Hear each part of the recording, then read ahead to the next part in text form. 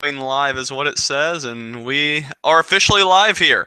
All right, well, I just want to thank everyone who is watching out there or who will be listening to this later on. This is our first Google on-air hangout through swimming science, so if we have some hiccups along the way, please give us a little bit of a break here.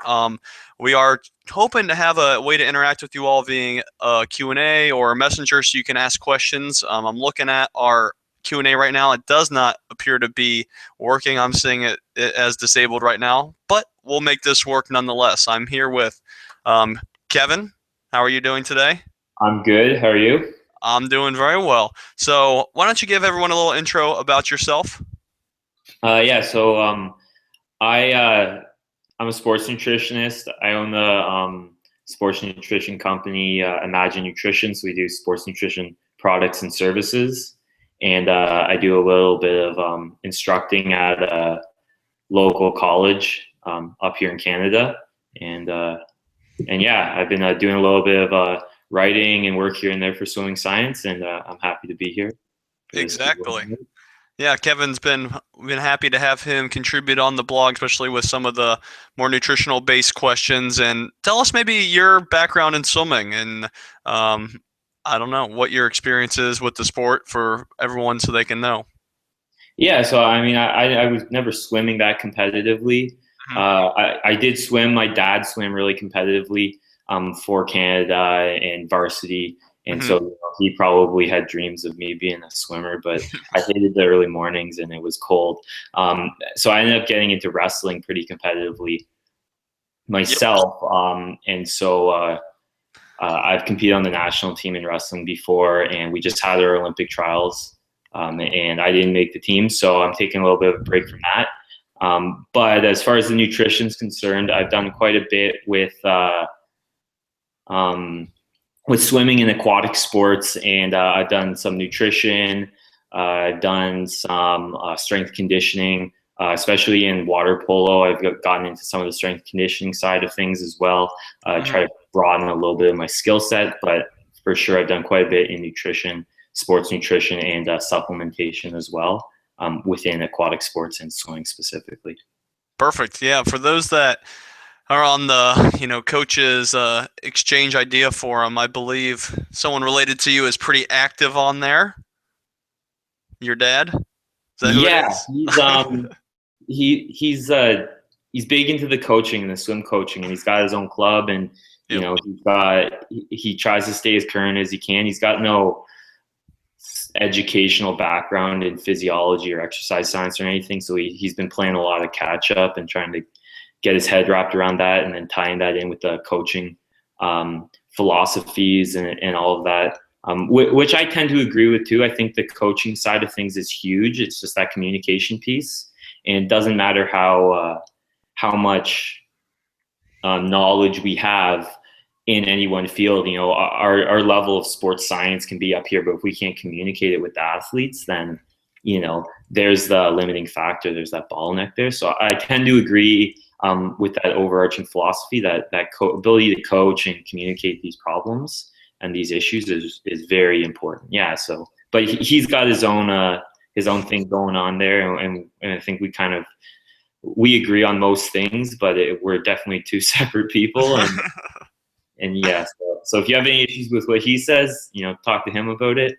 There you go. I'm not going to relay any messages.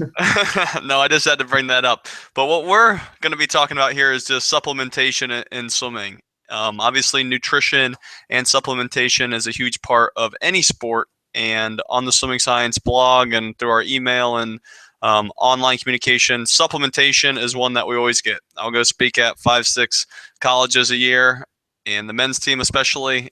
They always ask me about supplementation. I'm not a nutritionist, but I read a lot of research, and luckily, if you're able to read research, you can kind of see what's out there in the literature.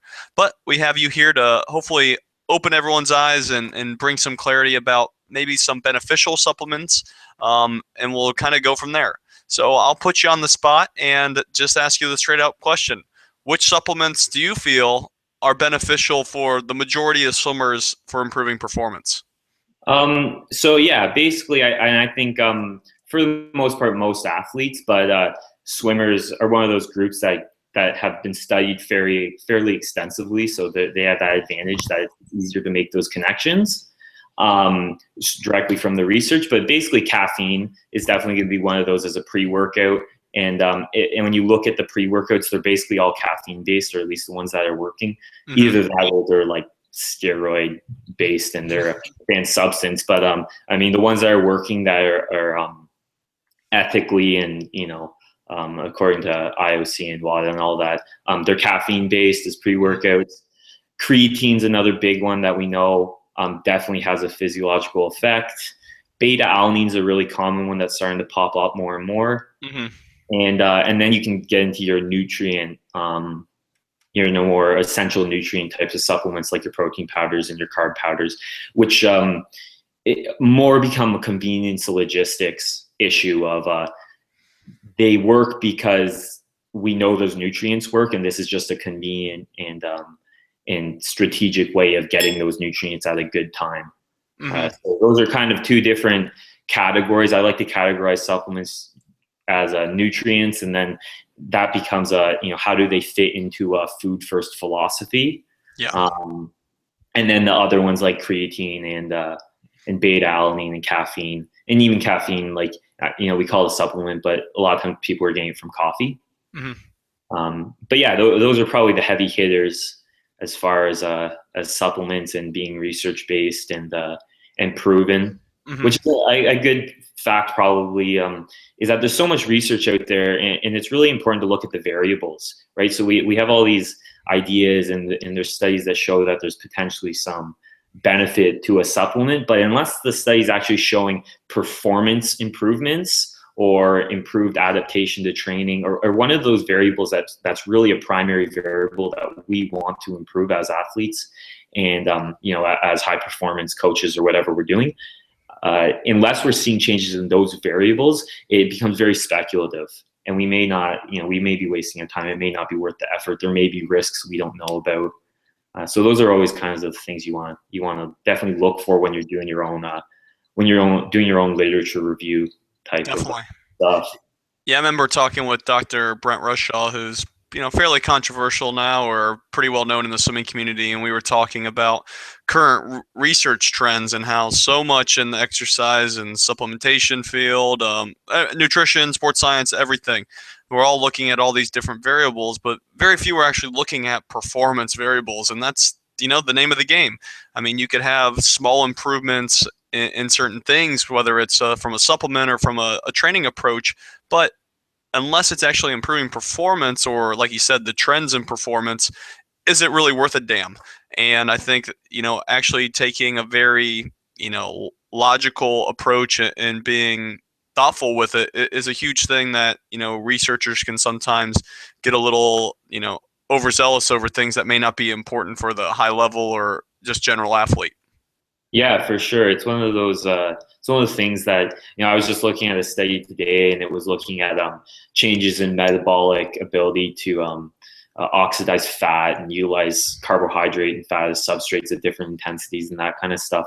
And there's always been this big thing on can we optimize fat at like a fat adapted metabolism, improve fat oxidation utilization during a training or a competition or performance or whatever. But at the end of it, is improving fat oxidation what matters? Probably not, unless we're trying to lose some weight. But if we're talking about elite performance, that's not one of the variables. We try to lose weight again because we want to swim faster.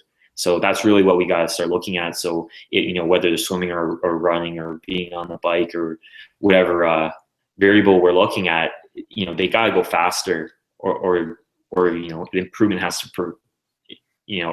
performance has to improve, or it doesn't matter what kind of substrates are being utilized. It becomes irrelevant. Certainly.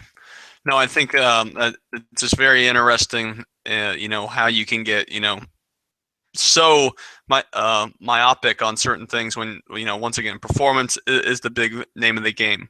So let's maybe talk about those main supplements that you talked about a little bit more. You talked about caffeine first. Maybe tell us we believe caffeine can improve performance, and maybe talk about when athletes should maybe be considering taking caffeine. Obviously, we're in a society where coffee is becoming more prevalent. Kids are starting to drink or consume caffeine at younger and younger ages. I every time we post something about supplements, I'll have someone on there. Well, what about shouldn't this be post-pubescent? What are your thoughts on when swimmers should maybe be experimenting with caffeine and how it may improve performance? Yeah, I haven't. You have to be careful, like, with saying, it's definitely safe, because you kind of put yourself at a liability. But I haven't read anything where you can't start having some caffeine. There's caffeine in soft drinks. There's caffeine. Kids are drinking Red Bulls and everything, and I know that's a hot topic right now itself, but it doesn't seem to be itself, caffeine, be detrimental to health. Mm-hmm. For the most part, I mean, I don't know when you start getting into infants and things like that, but for the most part, it doesn't seem to be an issue. Part of it is easing into it. So if you're not a caffeine user, then taking a 5 milligram per kilogram dose of caffeine Mm-hmm. might put you through the roof, right? So you're going to get jitters, and it's going to the positive effects of the caffeine, the ergogenic effect, is probably going to be outweighed by the psychological strangeness to that situation of being that excited, and you probably can't handle the nerves and the jitters, and so it's one of those things you have to ease into. Being at a major competition is probably not the time to start experimenting with caffeine, and that's kind of along the same principles as we talk about with anything. You probably shouldn't be doing anything for the first time at a major competition. But yeah, easing into it, starting with 50 milligrams, which might be half a cup of coffee an hour before a workout, and then ramping it up to a full cup, which is probably getting closer to 150, 200 milligrams. The other thing to consider is caffeine pills versus coffee. Caffeine pill, you pop it in your system, you drink some water, that 200 milligrams hits you basically right away. Where if you're sipping on a hot coffee, might take you 20 minutes to drink the coffee. You're going to get it into your system a little bit more of a gradual effect, and might not hit you quite as hard. But again, it gets back to it. Once you become a caffeine user, again, a caffeine user, people seem to tolerate pretty fine, like huge doses, right? People are drinking pots of coffee a day, and maybe it's not ideal for their health, but it doesn't seem to be causing a lot of health problems either. Mm-hmm. And then there's some research even where seems to be saying, like, when you're older, it's correlated with living longer. Huge caffeine intake for whatever the mechanism, if there even is a mechanism, or if that's just a coincidence or whatever. But yeah, it's one of those things, like anything, probably ease into it. And then as far as the effects, it's definitely the alertness of it. So you're going to be more alert. If you're in a practice setting where you have to work on a skill, you might respond better to coaching cues. You might be more focused. And then there is some evidence that you get some increased fat oxidation and utilization of fat as energy, which is going to have a bit of a glycogen sparing effect. So it may improve endurance as well. I don't know how conclusive that is, but that's definitely something that's up in the air. Okay. But again, when we're talking about the end variables, there definitely seems to be improvement in performance. Whether it's from the fat oxidation or increased alertness. Or the other thing is, it's some research suggests that maybe it's increasing intramuscular calcium, which is associated with force production. So that would probably affect, your pushes off the walls, your starts, things like that in swimming. It could affect your dry lane training too. So, if we're getting into strength training, it might not directly affect your performance in a pool at any given time. But if it affects the rest of your training, you train better, then you're going to become faster over time as well. So you make an indirect effect. Got it. No, I think those are good points, especially like you said, a lot of people are very shy to say, okay, people of all ages could try caffeine, but once again, I haven't seen much in the literature, and there's a tough thing with, whenever you're looking at children and supplementation, there isn't going to be much research on that thought process. They're not going to be giving kids Yeah, 500 milligrams caffeine. the other thing to keep in mind is a lot of these recommendations are milligrams per kilogram of body weight, right? So you got to remember that younger kids don't weigh as much either, so you're scaling it back in that sense as well.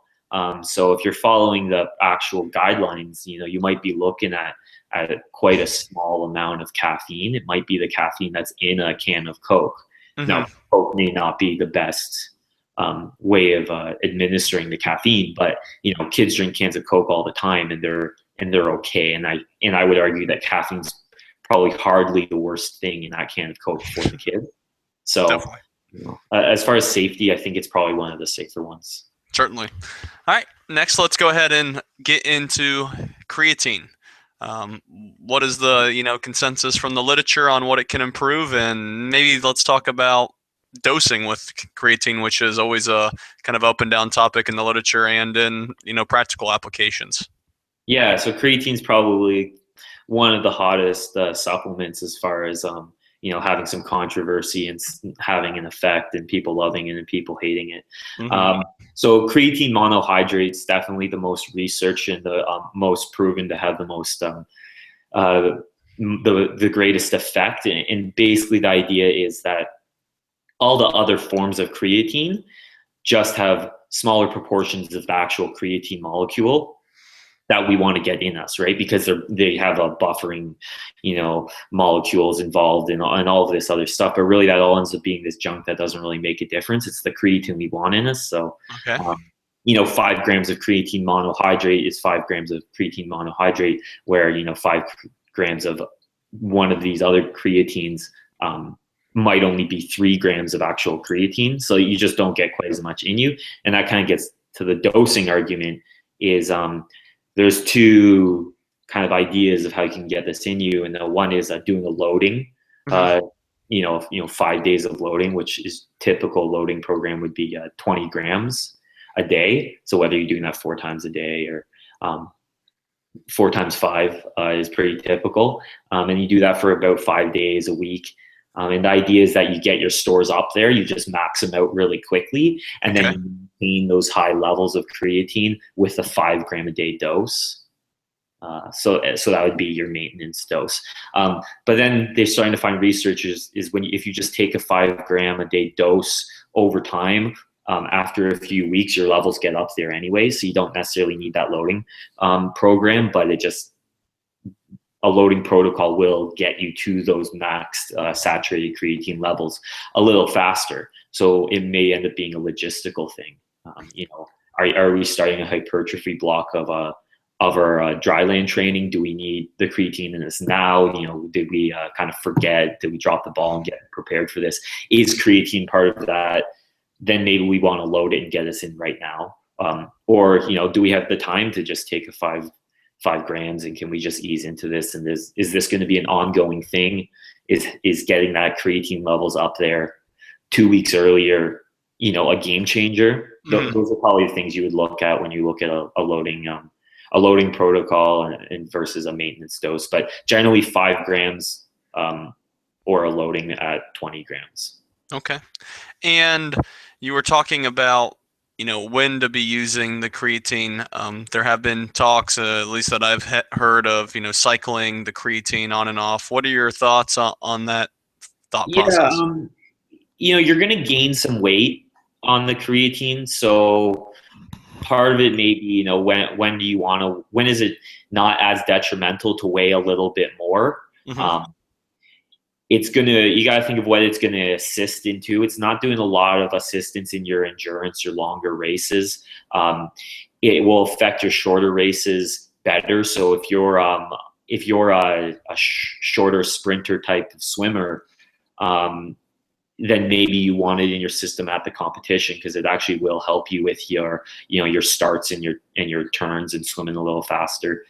But the longer ones, it probably won't help your actual performance in that in that instance. Okay. So if you're a little bit distance swimmer, then maybe you only want to have it in your system when you are going through a bit of a hypertrophy, strength building phase of your training. Um, do distance swimmers do a lot of hypertrophy type of dryland training? I don't know. Depends on the program, depends on the coaching philosophies. So there may not be a place at all for those types of swimmers. But it's definitely going to help with your dryland, your resistance training, if that's a part of your program. So there's definitely going to be effect there. And even though that's not a performance variable in the water, it's pretty intuitive to think that if you're training better in your dryland, it will probably translate to results in the water eventually. Mm-hmm. So, yeah, it's one of those things where you got to figure out logistically how it's going to fit into your program and correlate probably with your yearly training plan. Got it. Last question on creatine that I've heard multiple times, and it's related to the health effects on the kidneys and the digestive tracts. Any literature to suggest that it is detrimental there? Digestive tract, if you take too much creatine, you will start to draw water. So if you take like too big of a dose at any given time, you will draw, it has some osmotic pressure and it will draw fluid into your GI tract, and then you can have GI issues. But generally, if you're doing 5 grams at a time, so even the loading protocols, they're generally 4 times 5 grams. So if you're doing 5 grams at a time, I haven't read anything to suggest that that will cause GI issues. Okay. As far as the kidneys, if you have healthy kidneys, then the research is really suggesting that proper dosage of creatine, so again, that 5 to 20 gram range, is not going to have a detrimental effect on your kidney health. If you have kidney disease or kidney health issues already, then it's probably contraindicated. You probably shouldn't be taking creatine at all. I'm not a doctor, so that's something where you would need to get a medical opinion. That's more of a clinical side of things. But doctors probably going to tell you not to take creatine if you have kidney disease. So it's kind of one of those things that it's just a non-issue. But assuming you have proper kidney function. Now, the reason why that kind of comes up and why it ends up being a debate is creatinine is it is a metabolite. It's a result of creatine usage in the body, and creatinine is also a way we measure kidney function. So so there's that level in and they sound the same too, creatinine and creatine. So doctors are sending you off to get your blood work done, right? And they want to check your kidney function, so they check a creatinine box, and they're checking your creatinine, and then it's like so that's kind of where it comes about, and why it sets off some red flags in a lot of people's minds. But for the most part, if you have healthy kidneys, then it's not causing any issues. Got it. In the last supplement that you mentioned, other than just protein and carbohydrate intake, which we'll have to talk about another time, is beta-alanine. What do we know about beta-alanine, and what type of performance it can help? What's the supplementation dosage, and how should someone consider trying it? Yeah, so beta-alanine is one of those interesting ones, because the dosage is really not important. Well, it is important, but if you dose too much at any given time, you get a really like tingly skin feeling, like it feels like your skin is crawling for a bit. And then what they found is that's above the level of the dosage that you need to take at any one given time. So generally, when you start dosing more than 1 gram at a time, that's when people start to report getting that feeling. Some people like it. It's in a lot of pre-workouts, so some people find it, it's part of the process. Get the buzz going. Yeah, it's part of the getting ready to. I think my computer's going to fall asleep soon, so hopefully that's. Yeah, it's part of the getting yourself ready. But if you don't like it, then if you start dosing below 1 gram at a time, then it doesn't seem to give you that tingly feeling. And then what you do is you just have to take multiple doses a day, because I believe the dosing is you want to get like 4 or 5 grams a day. Might be 3, 4, 5 grams a day. So if you're doing less than 1 gram at a time, then you got to start doing it multiple times. a day, and then it's kind of like creatine. It takes a few weeks to build up in your system Mm-hmm. until you get to a point where it has some kind of ergogenic effect. And then the idea is that it's a hydrogen buffer. So hydrogen is so we do anaerobic activity. Our body produces lactate and lactic acid, and then that creates lactate and hydrogen, and you get that muscular acidity, and that's debilitating to performance. That's that burning feeling. Mm-hmm.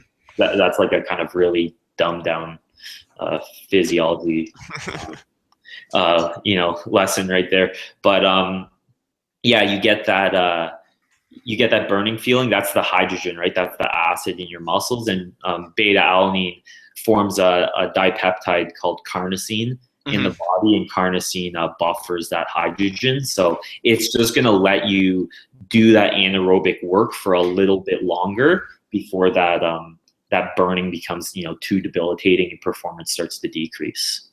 Got it.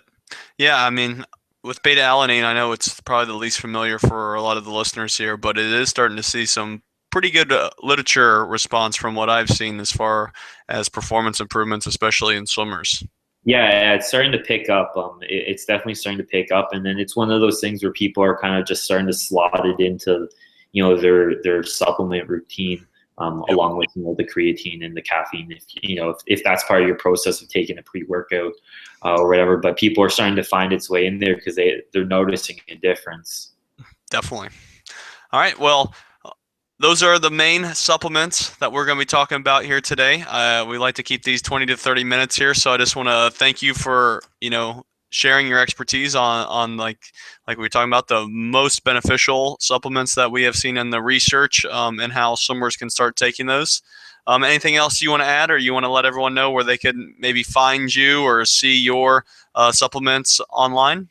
Yeah, so I have a website, Imagine Nutrition. It's spelled IMADGEN in nutrition. So imaginenutrition.com. You can go there, and you can take a look. I got some carb supplements, protein supplements. We never really got into that, but that's probably for another day. That the idea of nutrient supplements and how those can fit into into your diet. I still believe in that food first philosophy. Yep. And I'm not about replacing meals with supplements, but it does. There are unique times where foods are hard to fit into your diet, and sometimes a simple carb and protein mixture can go a long way. And so that's you can take a look at them there. I got a blog as well, and we got some good stuff there. Definitely. Well, thanks again, Kevin. I really appreciate your time, and have a good night. Yeah, thank you.